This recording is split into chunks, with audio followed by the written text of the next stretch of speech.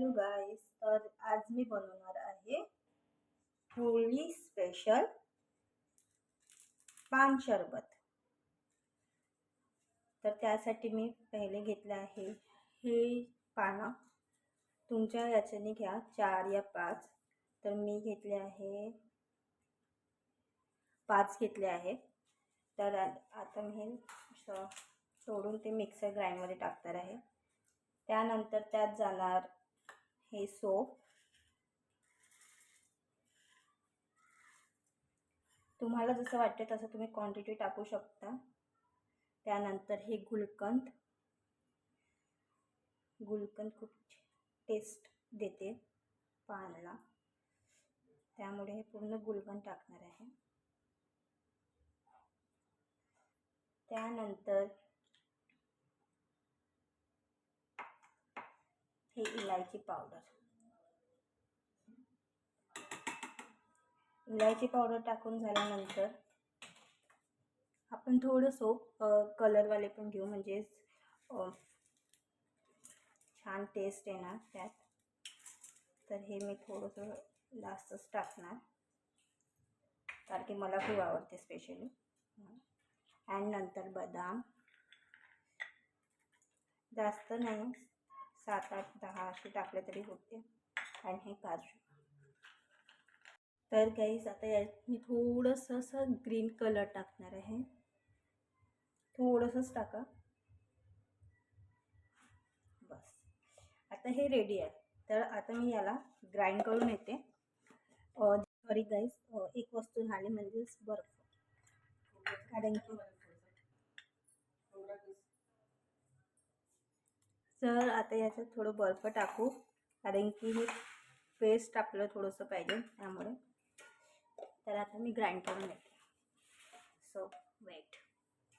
तर गाईज हे fine paste झालेलं आहे. छान कलर पण दिसून येत आहे. पण आपल्याला हे फक्त पेस्ट बनवलं आहे आपण. आता त्याच्यानंतरची प्रोसेस वेगळी आहे शरबत करण्याची. हे आपण पूर्ण शरबतसाठी नाही घेऊ शकणार. याला आपण 2 या 3 टीस्पूनच आपण टाकू शकतो. तर हे मी पहिले पेस्ट एका वाटीत काढून घेते, म्हणजे वेगळं काढते. त्यानंतर पुढची प्रोसेस सांगते. ही काढून घेतलं आहे. तर आपल्याला मी थोडंसं ठेवलं आहे. त्यात आपण हे दूध घेऊ. 1-2 वाटीचं दूध आहे. त्यात आपण 4 चम्मच जे आपण मसाला रेडी केला आहे ते टाकू.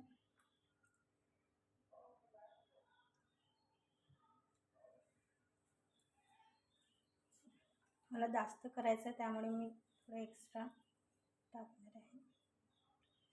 आणि त्यानंतर थोडीशी साखर, 2 चम्मच टाकते. आणि त्यात आईस्क्रीम व्हॅनिला टाकायची आहे, पण माझ्याकडे आता व्हॅनिला आईस्क्रीम नाही आहे. तुम्ही टाकू शकता. आता मी यात बर्फ टाकून आईस टाकून ग्राइंड करून घेते.